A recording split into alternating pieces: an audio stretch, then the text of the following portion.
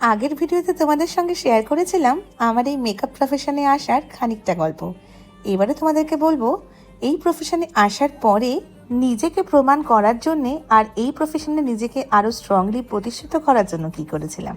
দেখো, কোনো কাজই খুব সহজ না, সব কাজের পেছনেই অনেক চেষ্টা এবং অনেক স্ট্রাগল থাকে, কিন্তু আমাদের মনে যদি সেই ইচ্ছে শক্তিটা থাকে আমরা সব কিছুকে হারিয়ে সামনের দিকে এগিয়ে যেতে পারি।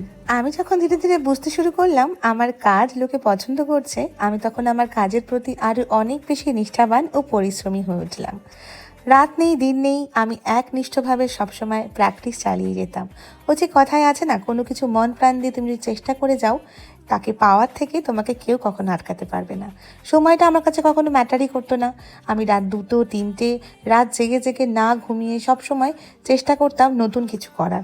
যখনই কোনো কিছু দেখতাম খালি আমার একটাই চেষ্টা থাকতো কখন সেটাকে নিজের মতন করে